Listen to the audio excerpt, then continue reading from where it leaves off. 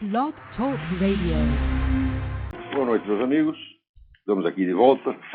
Como sempre, começamos este programa invocando a Santíssima Virgem Maria, o Santo Padre Pio de Pietrelcina, para que roguem a Deus que nenhuma injustiça se cometa neste programa. Eu queria começar aqui com alguns avisos. Primeiro, lembrar aqui que de 14 a 19 de setembro, eu vou estar proferindo aqui em Colonial Heights o curso Conceitos Fundamentais da Psicologia, reunindo e sintetizando várias investigações que eu tive fazendo ao longo dos últimos 20 anos e que foram expostas assim de maneira ocasional e esporádica em vários cursos que eu dei. As inscrições e informações pelo telefone 041 9974 4443 ou 041 3257-0987 com o senhor Eduí, ou então pelo e-mail edui.ferro@uol.com.br. Também aqui queria avisar que o meu filho Luiz Gonzaga Carvalho, Gugu, está formando uma turma para o segundo semestre, para o seu curso de Simbologia e Cosmologia. Está formando uma turma em Fortaleza. Há também a possibilidade de formar turmas em Belo Horizonte e Brasília. Mas quem estiver interessado, para Fortaleza, os de Fortaleza, quem entra em contato com Renata 085 8652 0581. E para os outros dois lugares, ou para Fortaleza mesmo, o próprio Eduí, 041-9974-4443 e 041-3527-0987. Nós colocamos essa semana algumas novidades no site do Seminário de Filosofia, www.seminariodefilosofia.org, e prosseguimos com o curso online de filosofia todo sábado às 17 horas. As inscrições para o curso online estão permanentemente abertas, porque tão logo o cidadão se inscreva, ele recebe todo o material gravado das aulas anteriores.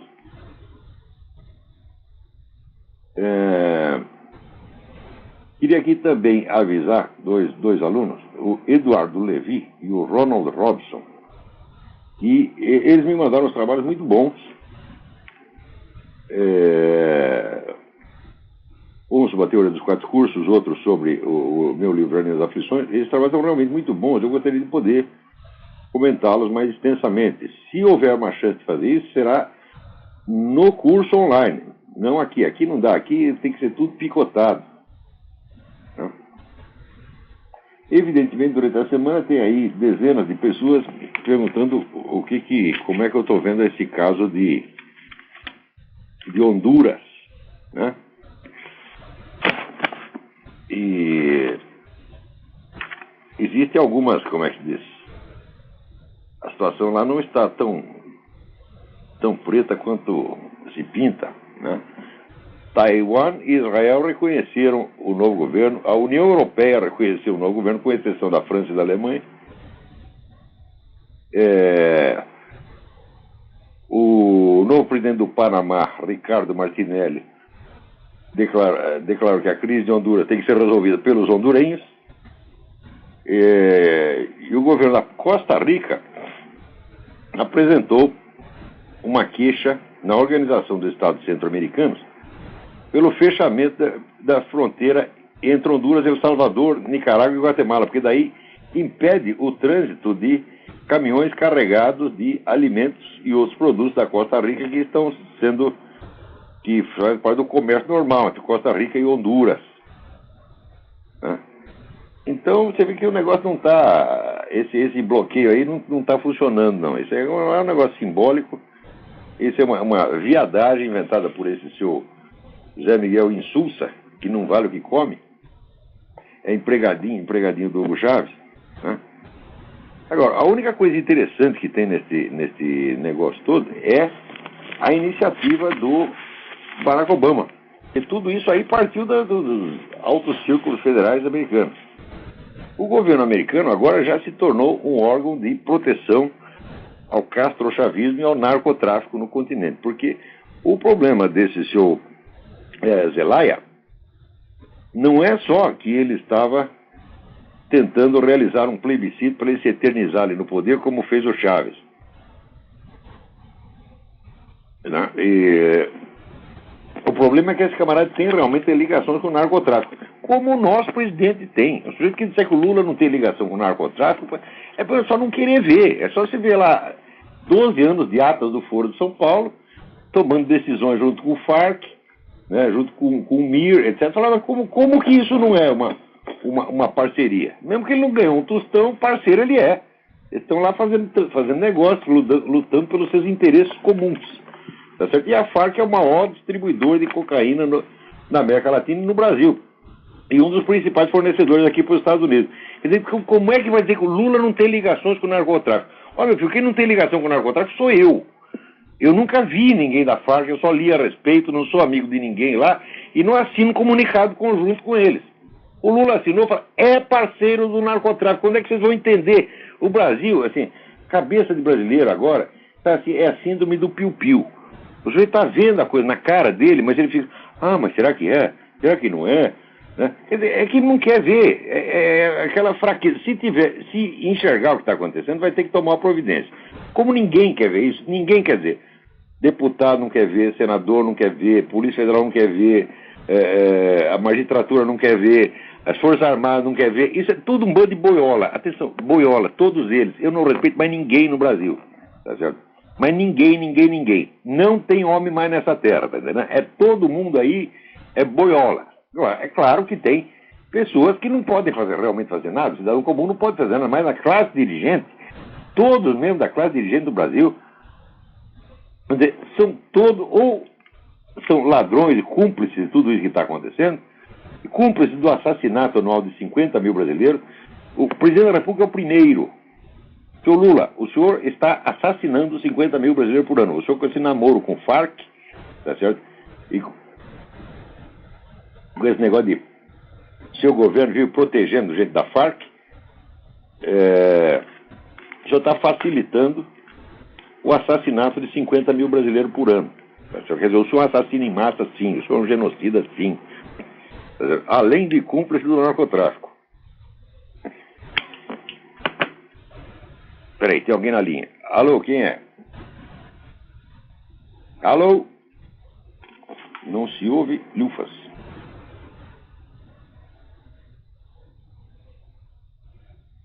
Então, esse negócio de chamar o que aconteceu em Honduras de golpe de Estado, isso aí é truque. Isso é para enganar as pessoas. Né? Porque se foi golpe de Estado, então a derrubada do Collor também foi, Fernando Collor também foi golpe de Estado, porque foi... Né?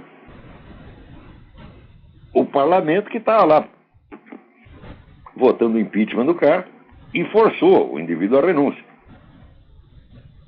Se o Collor, por acaso, não quisesse sair do Palácio do Planalto, né, então o que faria o parlamento, o que faria a Suprema Corte? Mandaria o exército cercar e tirar o sujeito de lá à força, exatamente como se fez em Honduras. O sujeito não quer sair do cargo, então ele é saído mano militar. É o procedimento normal. Nos Estados Unidos, então, tem o impeachment with an order to remove. Quer dizer, impeachment acompanhado de uma ordem de tirar o sujeito de lá. É uma coisa que existe aqui normalmente. Também tem em Honduras. É golpe de Estado, caralho, gente. Até quando vocês vão, né, permitir que esse pessoal com jogo de palavras deixe vocês em dúvida, os enfraqueça, e impeça vocês de ver as coisas com seus próprios olhos? No Brasil está vigorando aquele negócio do Groucho Marx. Afinal de contas, você vai acreditar em mim ou nos seus próprios olhos? Cada vez que um figurão no Brasil pergunta isso, o brasileiro arranca os olhos imediatamente porque não quer ver. Né? Quer dizer, esse é um povo servil, povo de puxa-saco, psicofantas, tá entendendo? É claro que não estou acusando aqui o povo inteiro, são as pessoas da classe letrada para cima. Né? Quem tem alguém na linha? Quem é? Alô?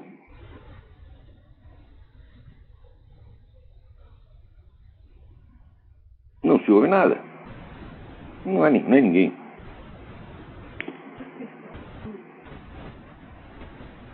Então,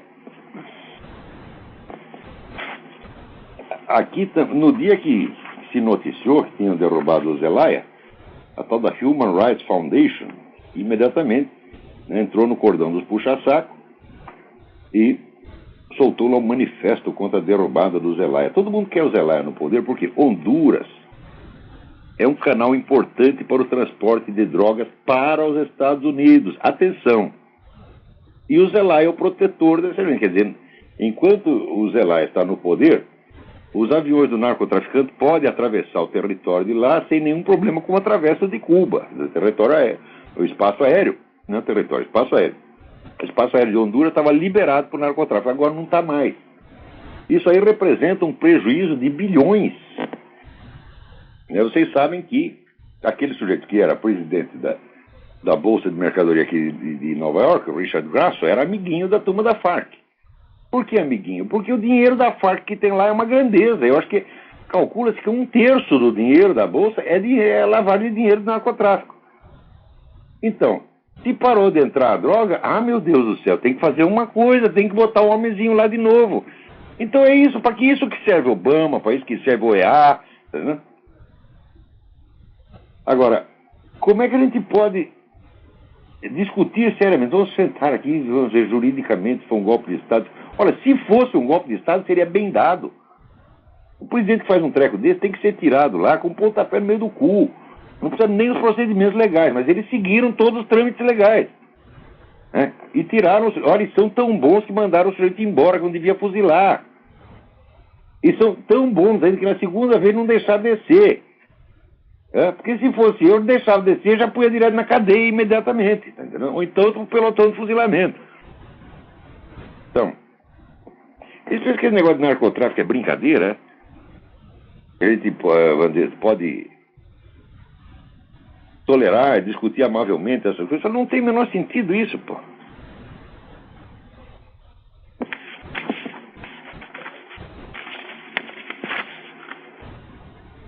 Agora aqui, né, eu comentei no artigo, acho que não saiu ainda. Você veja como é que estão as coisas aqui. No 4 de julho, houve o famoso Tea Party. Eles estão chamando de Tea Party, quer dizer, hora do chá. Porque quando foi a Revolução Americana, os ingleses lançaram um imposto leonino em cima do chá, e os plantadores de chá aqui, o que fizeram? Jogaram um monte de chá no mar, quebraram os barris de chá, jogaram tudo no mar em protesto. Então, e foi aí que começa a Revolução Americana, começou com esse negócio do Tea Party. Então eles estão fazendo agora os protestos de novo contra imposto. Né? O Obama aqui, o negócio dele é assim, tomar um monte de dinheiro de quem trabalha para dar para quem não trabalha, sabe? Então o pessoal está muito puto com isso e fizeram um protesto em 2.000 cidades. Atenção, 2.000 cidades. Cheio de gente. Né? Em todos os 50 estados, 2.000 cidades teve protesto. Não saiu uma linha em toda a grande mídia. Essa talvez seja a maior onda de protesto que já houve na história americana. Os caras não noticiam, é como se não tivesse acontecendo nada. Você acha que isso é normal? Ora, eu sou jornalista há mais de 40 anos, eu nunca vi uma coisa dessa. Quer dizer, é algo de muito estranho que está acontecendo na mídia. Isso não é incompetência, isso aí é manipulação, isso é uma coisa criminosa, e eu acho que os leitores, consumidores dessa porcaria deveriam partir para a justiça, acusar esses camaradas de fraude, porque afinal de contas, o exercício da profissão jornalística implica uma ética, inclusive um respeito pelo consumidor. Isso está sendo sistematicamente desrespeitado, não é por um, por dois jornais, é por todos os grandes jornais. E se não fosse internet, nós não saberíamos de nada. Olha, eu nunca vi, ao longo de toda a minha existência de jornalista, eu comecei a trabalhar no jornalismo com 17 anos de idade. Então eu estou completando o quê? 45, 40 e sei lá, 42 anos de serviço. Sei lá, perdi a conta. É 40 e lá vai perto. Eu nunca vi um negócio desse, gente. Quer dizer, no tempo da ditadura, quando dizia que havia censura, era mais fácil você publicar informação naquela época do que hoje. Quer dizer, o bloqueio hoje é total, total, total, total. É uma coisa incrível, incrível. Naquele tempo, a censura às vezes proibia uma notícia, mas passando o dia ela liberava. Por exemplo, eu lembro que uma vez eu trabalhava no Diário Popular e o editor de polícia do Diário Popular ficou doente e me chamaram para editar a página de polícia, né? Então eu não sabia direito das instruções que tinha ali, via as notícias que tinha, e tinha um assalto numa loja de armas. Eu falei, oba, então isso aqui é a manchete. Pá! Meti lá na manchete, né? E eu não sabia que essas notícias de assaltos envolvendo roubo de armas estava proibido pela Polícia Federal. Eu não sabia. Eu fui lá, fechei a página, mandei a página para rodar e fui dormir, né? Bom, quando eu acordei, o editor da página já estava na cadeia, coitado, né? Mas ficou lá umas horas e mandaram embora. E aí os caras me chamaram e falei, não foi culpa dele, foi culpa minha, ele não veio trabalhar, eu não sabia, ter experiência. Então, ficou por isso mesmo. 2 dias depois a notícia saiu. Porque era só para não atrapalhar a investigação. Então, muita coisa, a maior parte das notícias proibidas se referiam diretamente ao terrorismo.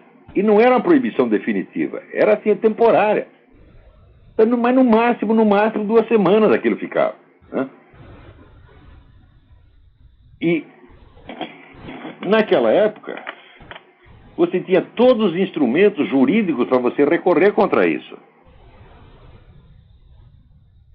Hoje não tem. Por exemplo, o pessoal que foi processado na justiça militar, até hoje, os próprios caras que foram presos, eles reconhecem que a justiça militar sempre foi honesta, sempre lhes deu todos os meios de defesa.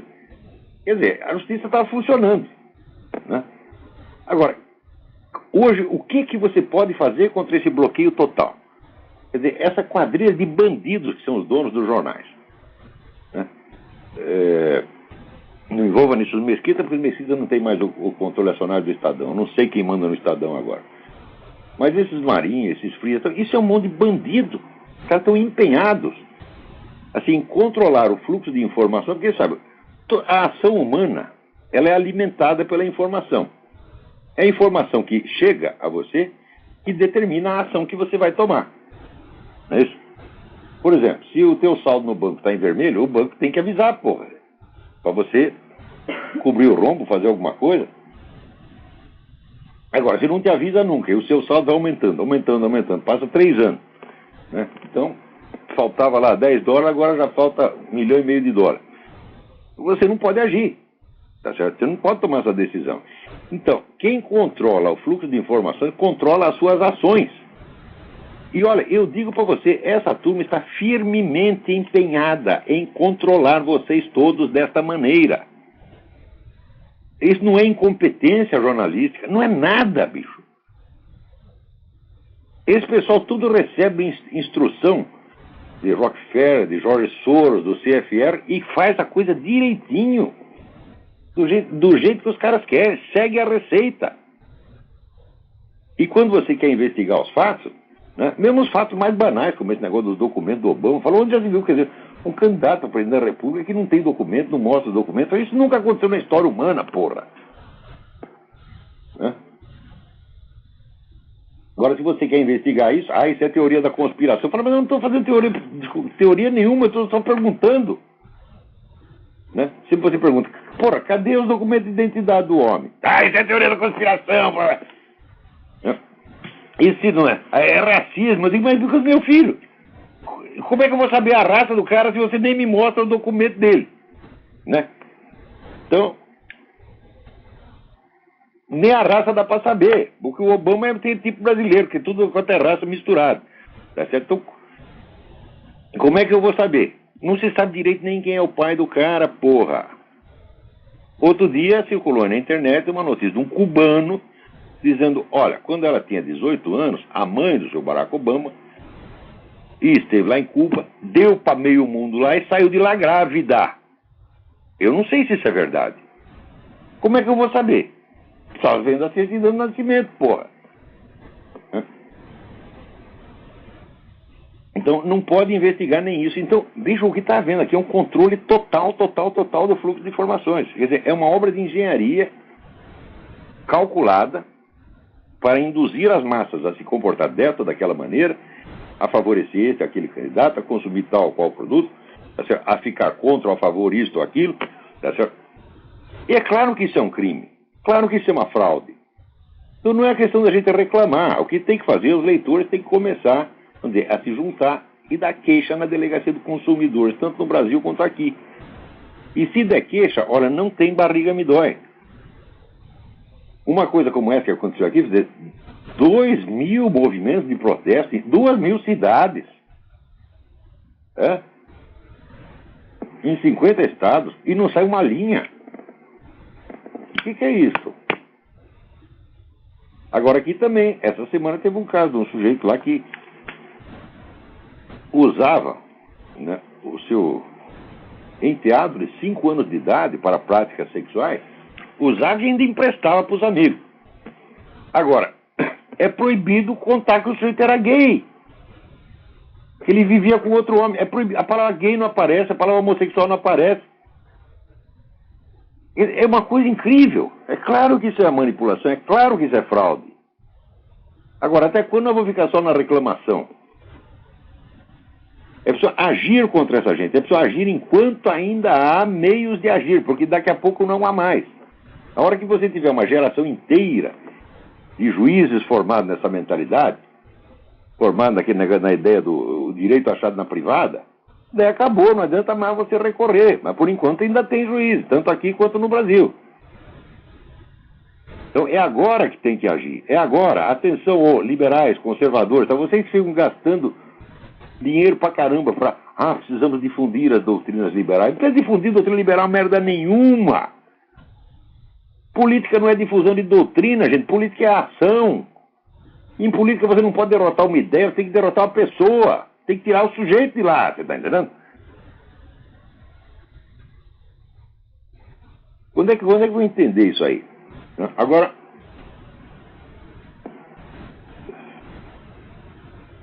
aqui o José Roldão me manda uma notícia que saiu aqui na revista Época. Tem aqui um casal sueco e teve lá um bebê já está com 2 anos, e eles não revelam o sexo da criança, não diz se é menino ou menina, e veste ele um dia como menina, outro dia como menino, porque diz que ele vai escolher o seu próprio sexo, né, quando ele crescer, né?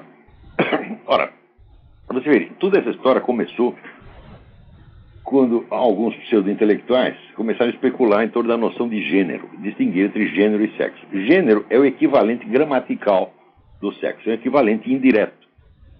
Porque quando nós dizemos, por exemplo, o leão e a hiena, nós estamos atribuindo, né, figurativamente, um só sexo a uma espécie inteira que tem os dois.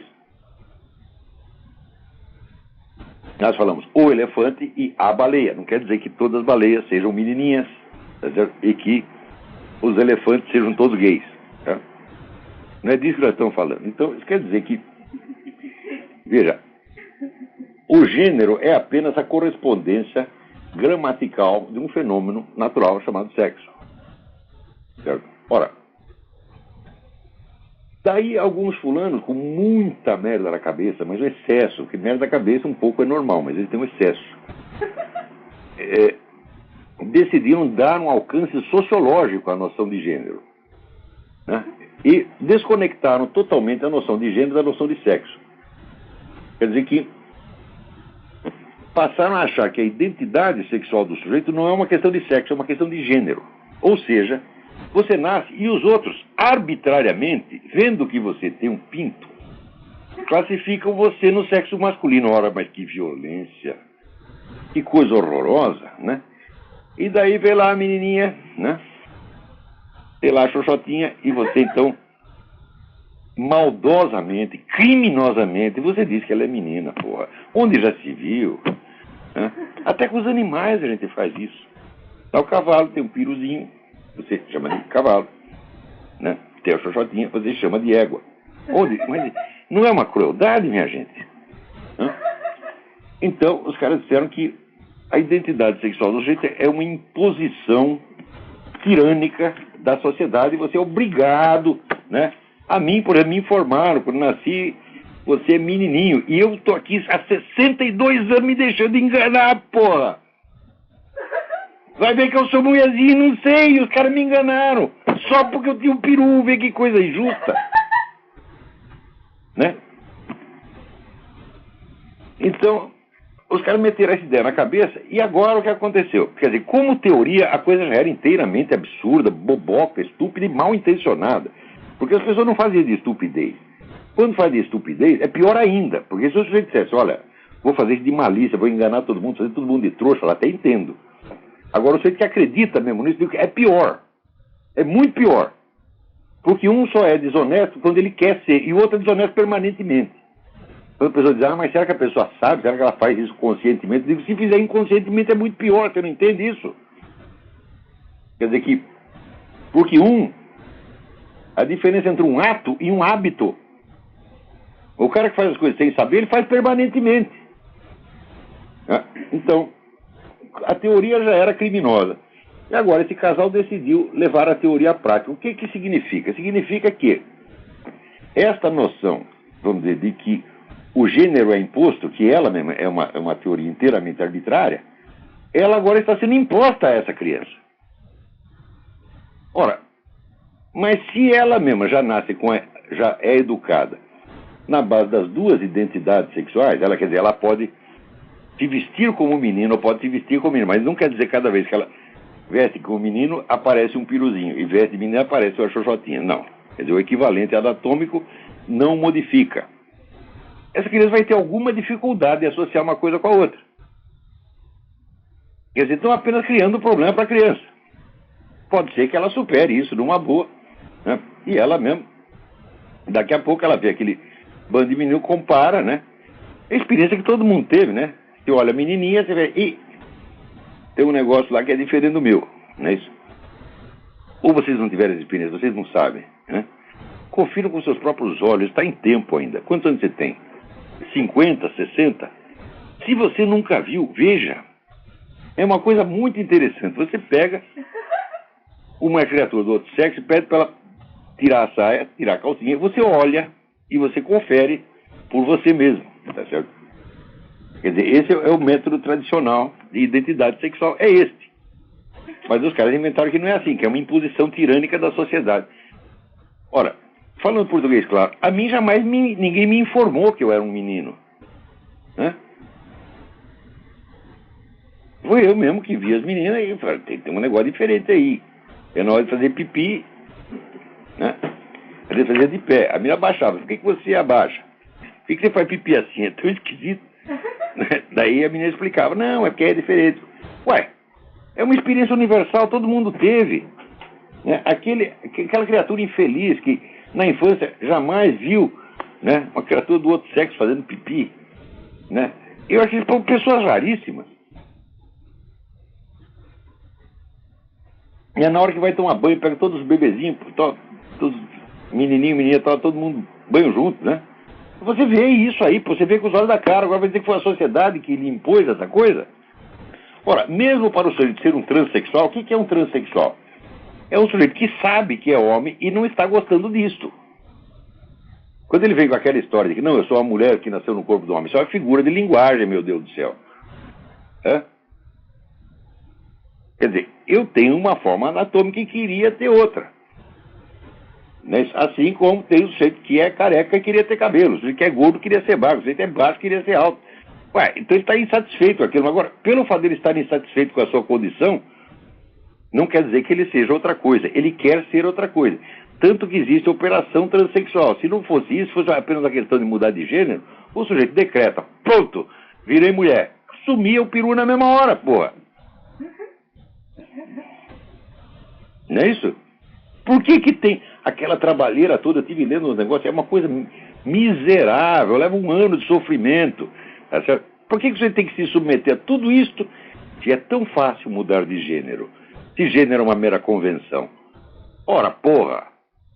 E até onde vai chegar a loucura humana? Esse pessoal está... tudo isso é um insulto à inteligência humana, viu? Peraí, tem alguém na linha aí. Alô? Aqui é o Hélio, tudo bem? Quem é? Aqui é o Hélio, tá me ouvindo? Alô? É o seguinte, eu queria que você dissesse alguma coisa sobre o que você achou de mais interessante, o que você descobriu, percebeu, sobre Bernard Lonergan, Luiz Lavelli, Mário Ferreira dos Santos e Xavier Zubiri. Ó, isso aí dá pra dar um curso inteiro. Mas vamos lá.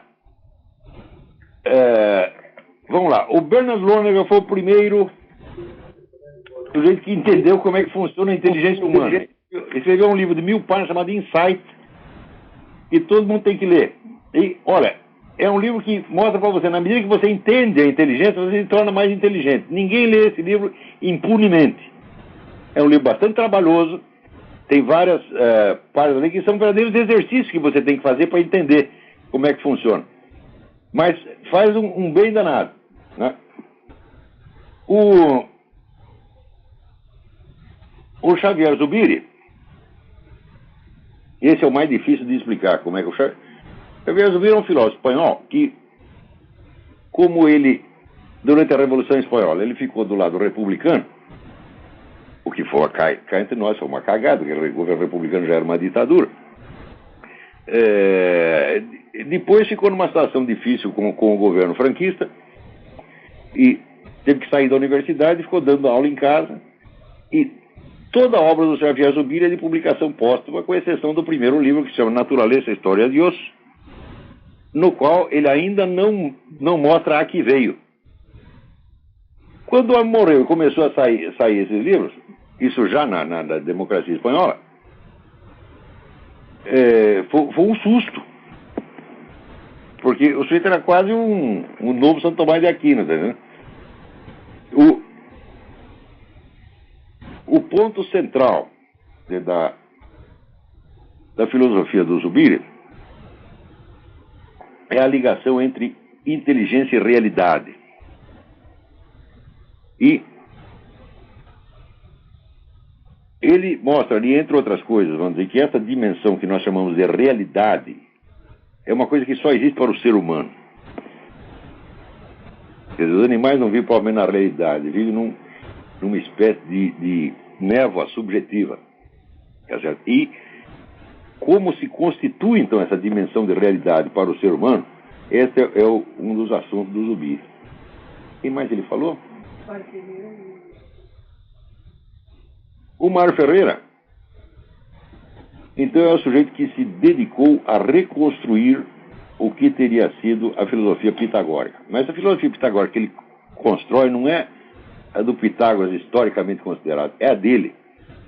Né? E eu acho o Mário, na verdade, um gênio muito maior do que Pitágoras, mas muito maior. O Pitágoras deu lá 2 ou 3 dicas, né? E, com base nessas 2 ou 3 dicas, o Mário construiu o que ele chama de uma metalinguagem da ciência, a metalinguagem inteira. Tá, né? Então,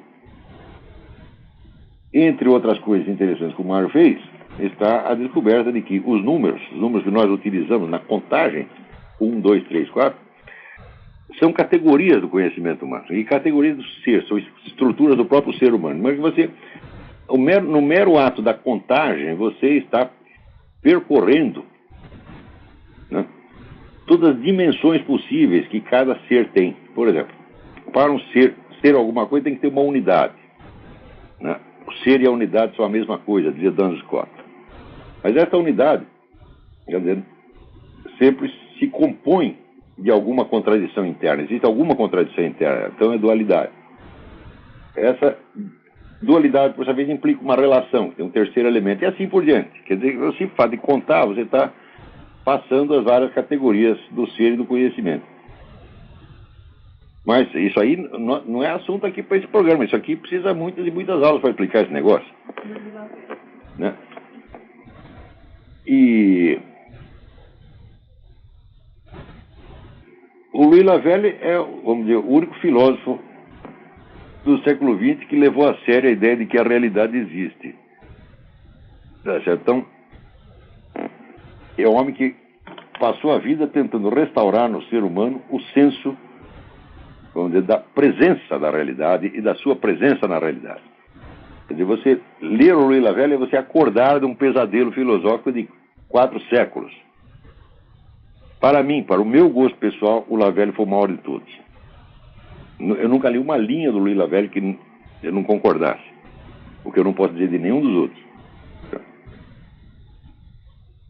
Bom, vamos lá. Agora, aqui eu estava comentando o negócio da mídia, né? Por que acontece essa ocultação na mídia? Veja o que houve aqui a semana passada. O Washington Post, né, que é o jornal preferido dos intelectuais iluminados, marcou uma festa onde você, pelo preço módico de $250 mil, você teria acesso direto aos altos executivos da administração Obama através dos repórteres e comentaristas do jornal.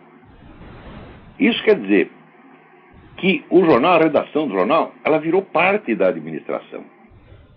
Antigamente a gente falava de promiscuidade entre mídia e poder, mas isso já não é mais promiscuidade, isso é identidade total. Claro que houve protestos, né? Houve um escândalo e daí a festa foi cancelada. Mas a festa foi cancelada, mas o fato é o seguinte: os repórteres e comentaristas do Washington Post já confessaram: nós temos acesso ao pessoal da alta administração e nós podemos abri-lo a quem quiser. Tá certo?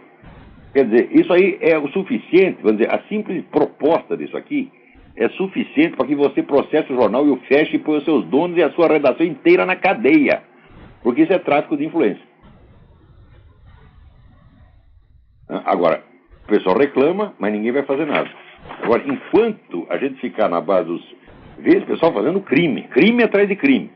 E a gente protesta. Como se a diferença entre nós e eles fosse uma diferença de ideias, de doutrina. Ah, nós pensamos diferente. Fala, não. A diferença entre nós e esses caras é o seguinte: nós somos gente honesta, eles são todos ladrões, criminosos. Essa é a diferença. Enquanto a gente não enfrentar essa realidade, saber que você não pode enfrentar o crime por protestos e palavras, mas você tem que agir, que não se trata de vencer ideias, trata de pôr indivíduos na cadeia, tá certo? De tirar o poder de indivíduo, tirar o poder da mão dessa gente. Quer dizer, o cara que tem um jornal e usa pra isto é um criminoso, você tem que tirar o jornal dele, pô. Se não mandar o cara pra cadeia, pelo menos manda pra casa.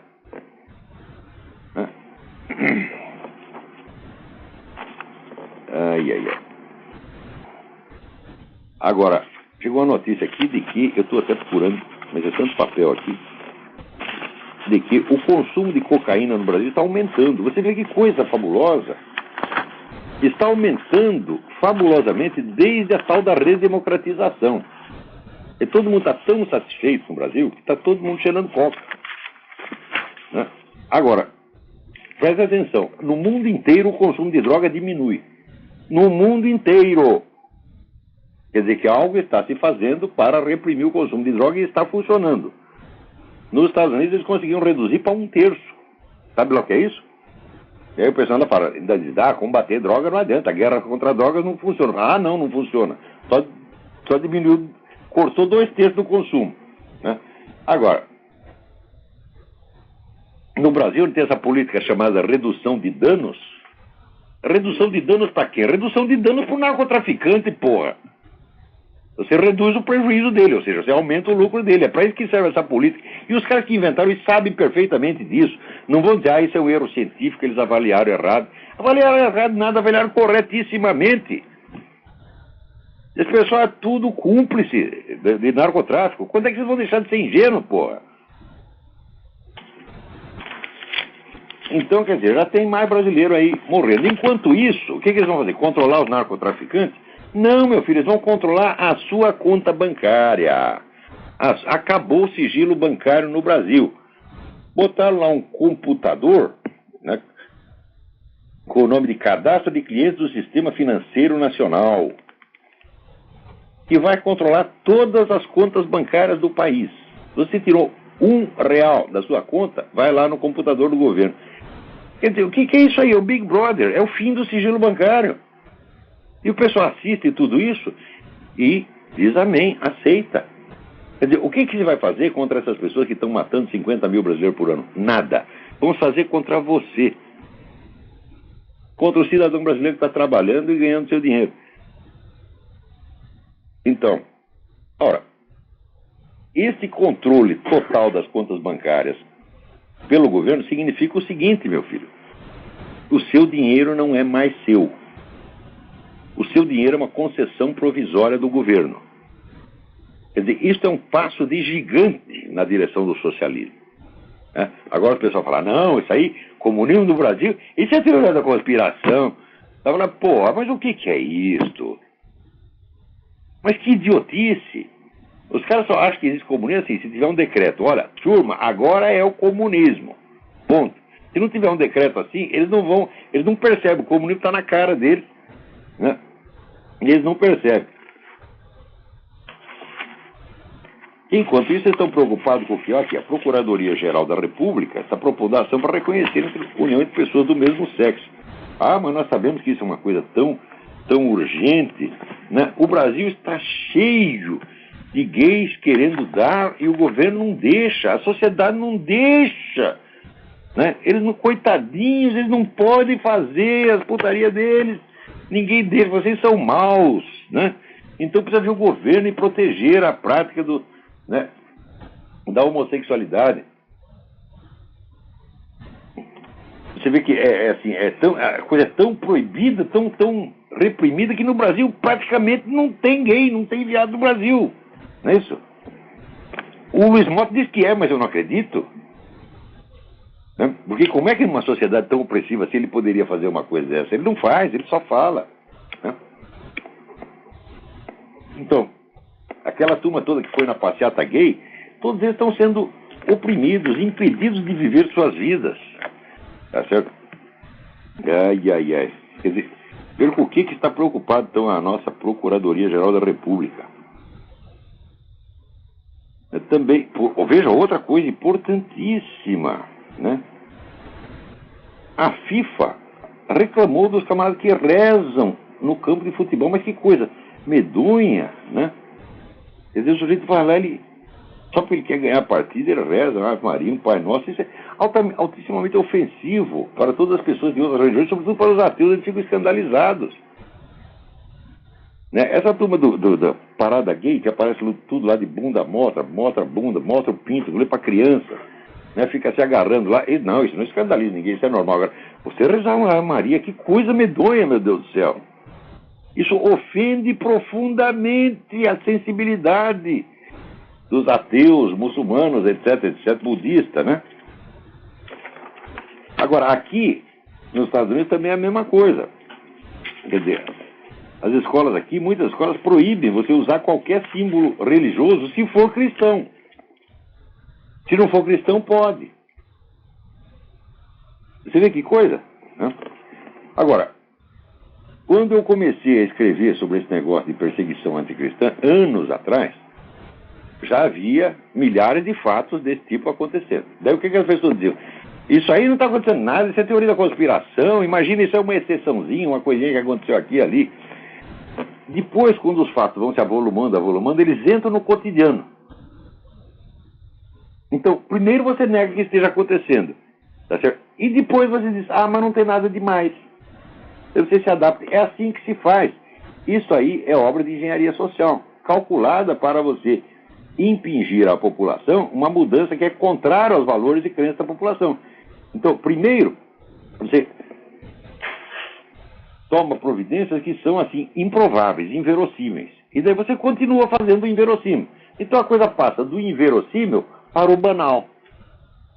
Primeiro você acha que é tão absurdo que não pode estar acontecendo. E depois já banalizou. E daí você já acostumou e daí você não pode reagir mais. Gente, vocês têm que reagir quando a coisa começa. Quando está começando. Não é depois que o negócio já virou institucional e já teve o controle completo da coisa. Por que esperar isso aí? Por exemplo, eu estou avisando, gente, a pedofilia será liberada no Brasil. É agora que você tem que agir. Aliás, tem aqui um leitor que protesta com justa razão. Olha aqui, eu vou ler. Bruno Magalhães. No último Trout Speak, você injustamente retificou suas críticas aos desembargadores do Rio Grande do Sul. É que com a notícia de que o artigo 217 do Código Penal havia sido revogado, a situação deles então não era propriamente de usurpadores do Legislativo, mas de iniquidade na aprovação da decisão. Não acompanhei o caso que estava sub júdice, mas de fato a vítima tinha apenas 12 anos. E nesse caso a questão é crime, sim, pois ainda está vigente a presunção absoluta de violência em crimes contra os costumes, se a vítima não é maior de 14 anos. É o artigo 224, a linha A do Código Penal. Então, primeiro, quando houve essa sentença absolvendo o sujeito que abusou de uma menina de 12 anos, né, eu chamei os caras de usurpadores, de filhos da puta, etc, etc. E tudo que tinha nome, só não usei os palavrões que eu não desconheço, tá certo? Porque a minha erudição escatológica tem seus limites, tá certo? Então, daí veio a notícia de que o artigo 217 tinha sido revogado, então aquilo não era mais crime. Então daí, o que eu disse? Eu falei, continua sendo imoral a coisa, mas a culpa não é do juiz, é do legislador. Agora aqui o Bruno me corrige, fala, não, os juízes usurparam a função, sim, por quê? Eles não podiam absolver o cara, porque o artigo 224 continua em vigor e o artigo é muito claro. Diz que existe presunção de violência no ato sexual se a vítima for menor de 14 anos, o que era precisamente o caso. Então eles não podiam absolver o camarada de jeito nenhum, eles absolveram contra a lei e eles devem ser retirados dos seus cargos a pontapés. Eu gostaria de ver um filho da puta desse. E dizer, espera que eu te chame de excelência, assim. Espera que eu te trate com respeito. Respeito nada, meu filho, isso é tapa na cara, porra. Eu, sinceramente, eu não resistiria a dar um tapa na cara de um filho da puta desse se eu visse. Quer dizer, você, além de você legitimar a posse sexual de uma criança de 12 anos, o que já por si já é um crime, você ainda está fazendo contra a lei, quer dizer, você está usurpando a função do legislador. E você quer que eu te respeite como juiz? Tu não é juiz merda nenhuma. Tu é um criminoso, um filho da puta, teu lugar é na cadeia. Agora, o que vão fazer contra esse juiz? Não vão fazer nada. Nada. Então, peraí, tem alguém na linha. Alô, quem é? Alô? Não tem ninguém.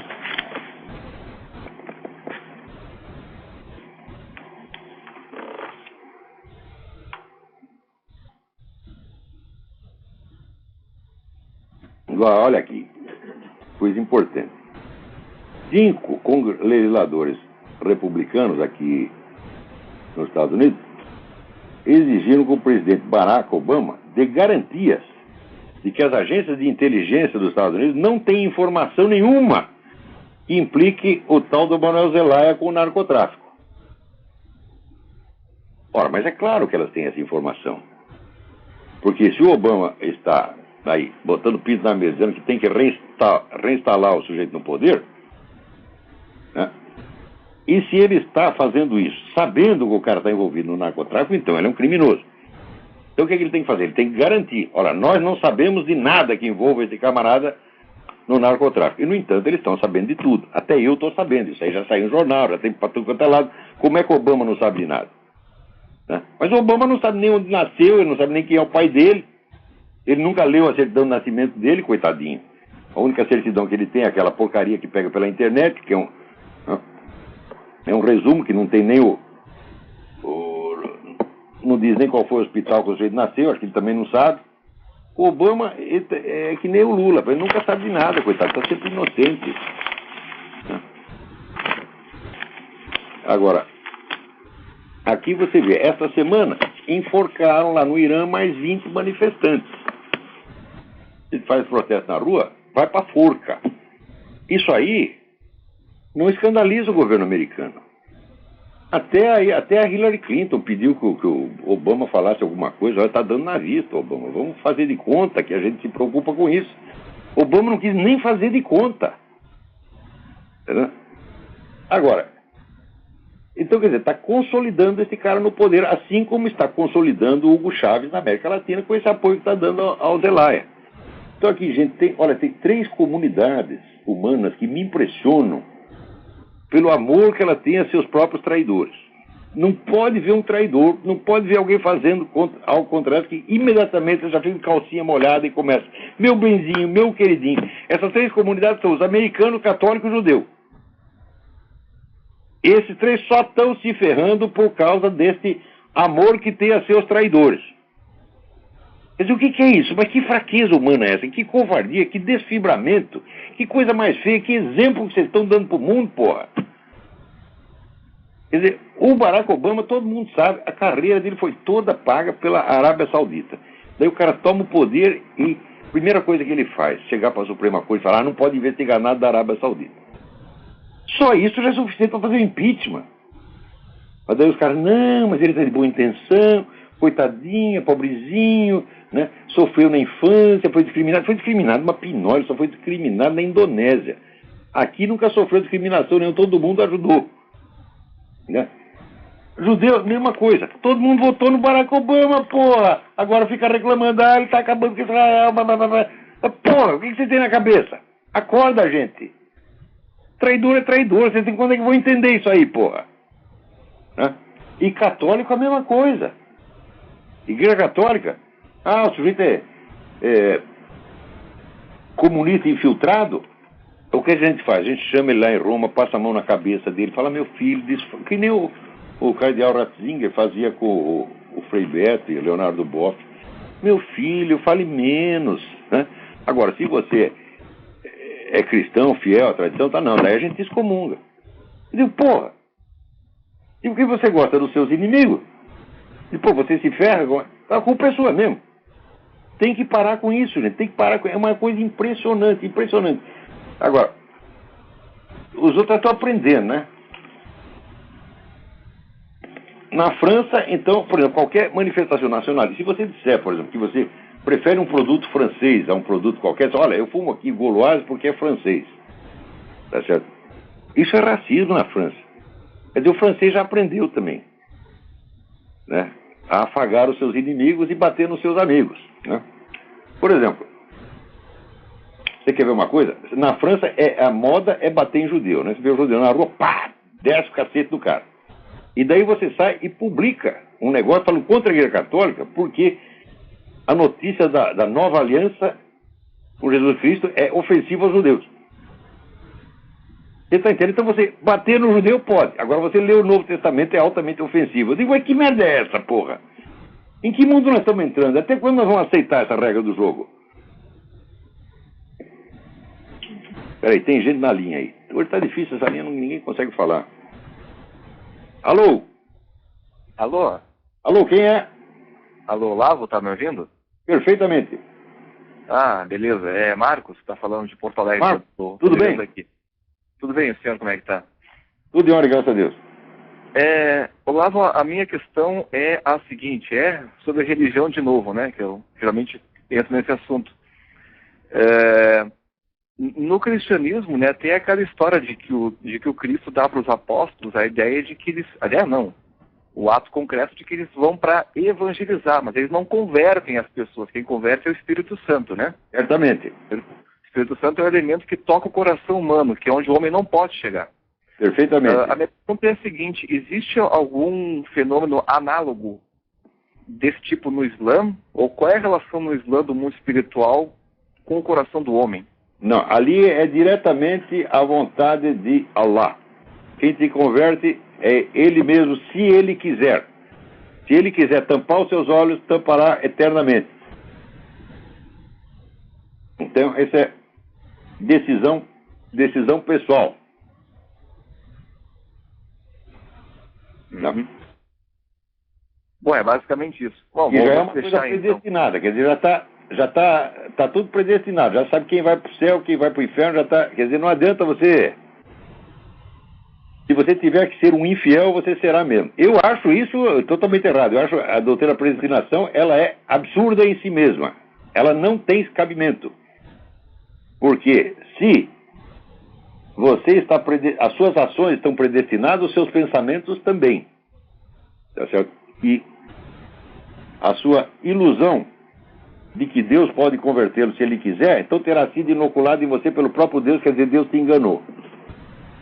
Então, não é possível você pensar de Deus e ter amor a Ele ao mesmo tempo. Então, aí não dá, porra. Isso é absurdo.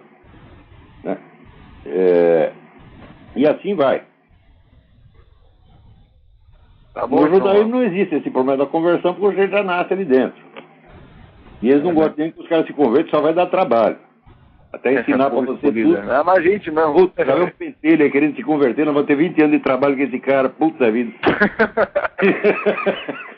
Então, o judaísmo não é proselitista. Uhum. Tá bom então, Olavo. Um abraço pro senhor e benção pra todo mundo aí. Então, pra você também, tudo de bom. Peraí, tem mais alguém aí na linha? Então acho que o nosso tempo acabou. Ainda temos um pouquinho aí. Então